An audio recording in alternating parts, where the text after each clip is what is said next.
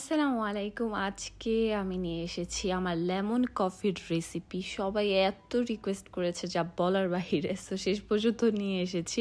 Already আমি দিয়েছিলাম, but এটা একদম প্রপারলি সেই লেমন কফির মানে উপরেই ভিডিও করব। So magic lemon coffee fat cutter একটা ড্রিঙ্ক। এই ড্রিঙ্কটা আমি নিচ্ছি প্রায় 3 বছর হয়েছে। কোনো সাইড এফেক্ট নাই। অনেকজন বলে হ্যাঁ এটাতে অনেক সাইড এফেক্ট থাকতে পারে, বাট না। কেন, এখানে প্রপারলি ন্যাচারাল ইনগ্রিডিয়েন্টস দিয়েই করা হচ্ছে। আমাদের এই লেমন কফি বানানোর জন্য আর কিছুই লাগবে না, জাস্ট লেমন লাগবে আর কফি লাগবে।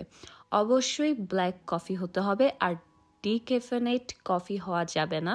এখানে ক্যাফেইন থাকতে হবে, আর এই ক্যাফেইনটাই আমাদের বডিতে যে ফ্যাট আছে সেটা বার্ন করতে হেল্প করবে। সো অবভিয়াসলি ক্যাফেইন সহ কফি হতে হবে। আর আপনারা যে কোনো কফি ইউজ করতে পারেন, ব্ল্যাক কফি, নেসলের কফিও ভালো, আমি নেসলেরটা ইউজ করি বেশিরভাগ। আর তার সাথে লাগবে লেমন। সো এখানে আমি নিয়ে নিয়েছি এরকম ইয়েলো লেমন। আমাদের এখানে তো এরকম লেমন অনেক অ্যাভেলেবল, এখন বাংলাদেশেও অ্যাভেলেবল। কেন, আমি বাংলাদেশে যখন গিয়েছিলাম তখন আমি এই ড্রিঙ্কটা নিয়েছিলাম। সো এখানে যে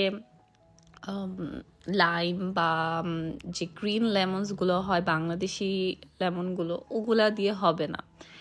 তো ছোট লেমন হলে একটা, আমি এখন নিতে নিতে ইউজ টু। আপনারা যদি নতুন হন, প্রথম প্রথম হাফ লেমন দিয়ে স্টার্ট করবেন। তারপর যদি দেখতে পারেন যে না আমি এটা নিতে পারতেছি, তাহলে একটা লেমনও চলবে, বাট প্রথম দিনে একটা লেমন দেওয়ার দরকার নাই।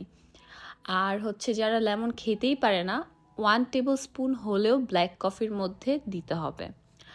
যেহেতু ব্ল্যাক কফি অনেকজনই খায়, তাহলে সেই ব্ল্যাক কফির মধ্যে 1 টেবিল স্পুন বা হাফ লেমন দিয়ে খেলে কিন্তু খারাপ হয় না, যেহেতু এটা ফ্যাট বার্ন করতে আমাদের হেল্প করে।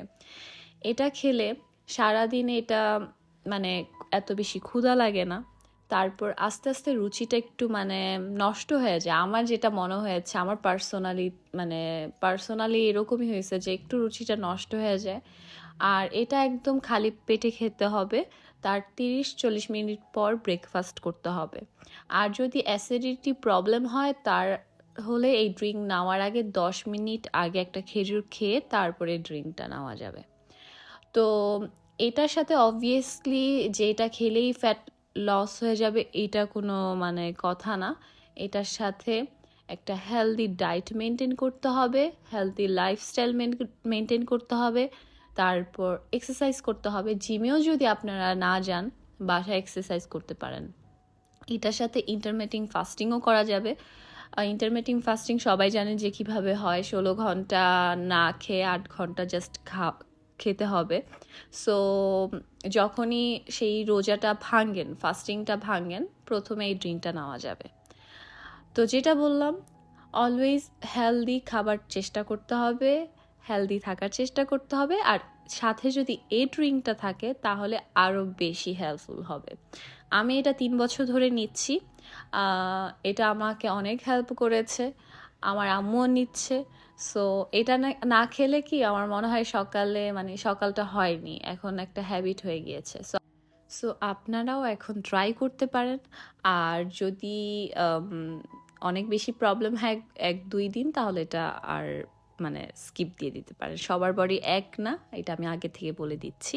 আর আমি কোনো ডায়েটিশিয়ান না, এটা আমি নিজে থেকে বলতেছি। কেন, এটা আমার নিজের উপর এক্সপেরিমেন্ট করা। সো এই তো আজকের ভিডিও। আই হোপ অন্য কোনো ভিডিওতে দেখা হবে। আল্লাহ হাফেজ।